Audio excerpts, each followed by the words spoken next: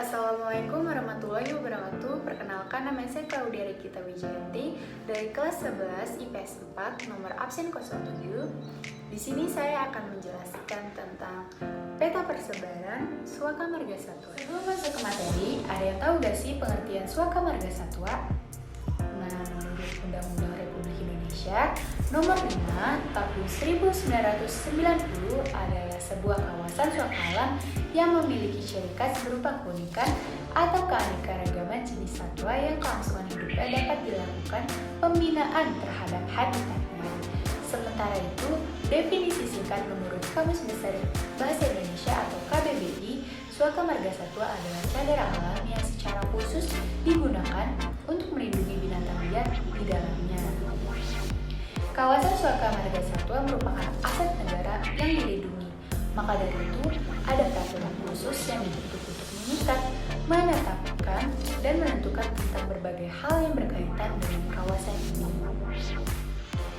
Adapun tujuan pembentukan kawasan konservasi ini adalah sebagai yang pertama, melindungi satwa dari ancaman perburuan. Yang kedua, melestarikan satwa agar bisa bertahan hidup sesuai habitat asli. Yang ketiga, mengembangbiakan satwa tertentu agar tidak punah. Yang keempat, sebagai tempat konservasi hewan. Yang kelima, melindungi ekosistem tertentu secara keseluruhan. Keenam, sebagai sarana penelitian. Ketujuh, sebagai sarana ilmu pengetahuan dan pendidikan. Kedelapan, menunjang budidaya dan rekreasi. Dan kesembilan, merupakan aset negara dari sektor pariwisata. Itulah tadi tujuannya. Sekarang aku akan membahas manfaatnya. Manfaat pembentukan salah satu jenis hutan konservasi ini adalah yang pertama, sebagai jaminan merdeka bagi satwa-satwa tertentu. Yang kedua, sebagai rumah satwa. Yang ketiga, keselamatan terhadap perburuan liar dapat terjamin. Dan yang keempat, kontrol terhadap satu spesies hewan jauh lebih baik dengan adanya pembatasan ruang yang sudah ditentukan. Yang kelima, dapat digunakan untuk sarana wisata, pendidikan, ilmu pengetahuan, dan penelitian. Dan yang keenam, menjadi daya tarik bagi wisatawan lokal maupun mancanegara. Dan yang terakhir, hasil penelitian populasi dapat digunakan untuk menentukan strategi konservasi. Adapun karakteristiknya nih guys, Indonesia memiliki berbagai kawasan sebagai tempat untuk lebih mengenal hewan-hewan yang ada di sekeliling kita. Misalnya itu ada Zoo Park, kebun binatang, taman akuarium, museum hewan, serta Suaka Marga Satwa.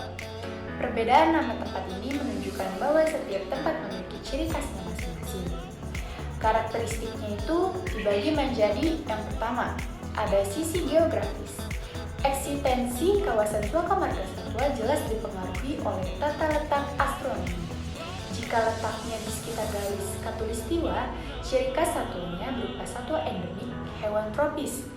Jika jauh dari garis khatulistiwa, kemungkinan jenis satwa itu adalah subtropis. Nah, yang kedua ada sisi iklim.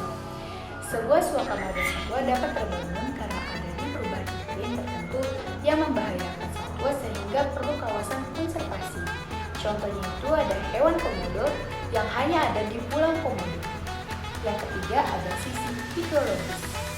Sisi hidrologis berhubungan erat dengan hewan-hewan air. Biasanya, satwa liar yang terancam punah yang hidup di air akan dibuatkan wilayah penangkaran. Contoh dari hewan air yang merupakan satwa langka adalah hiu martil, hiu purba. Yang keempat, sisi geologis. Aspek geologis dari sebuah Suaka Marga Satwa artinya ada penangkaran satwa langka yang disebabkan oleh aktivitas geologis yang berbahaya bagi satwa tersebut. Contohnya seperti pemindahan habitat asli harimau Jawa yang asalnya dari lereng Gunung Slamet dipindahkan ke daerah Waikambas di Lampung. Dan yang kelima ada sisi sosial ekonomi. Keberadaan Suaka Marga Satwa turut mengembangkan aspek sosial dan ekonomi masyarakat. Sisi sosialnya, masyarakat bisa menalurkan rasa peduli terhadap satwa. Dan yang keenam, bentuk hutan. Membiarkan habitat aslinya berupa hutan, danau, rawa, atau bukit, hewan langka diharapkan akan semakin betah. Dan yang ketujuh, ada ekosistem hutan. Pembuatan atau pelestarian hutan di Suaka Marga Satwa ditentukan berdasarkan ekosistem hewan tersebut. Contohnya daerah konservasi hewan, gajah perlu danau yang luas untuk kebutuhan airnya. Sekian informasi yang dapat saya sampaikan, kurang lebihnya mohon dimaafkan. Wassalamualaikum warahmatullahi wabarakatuh.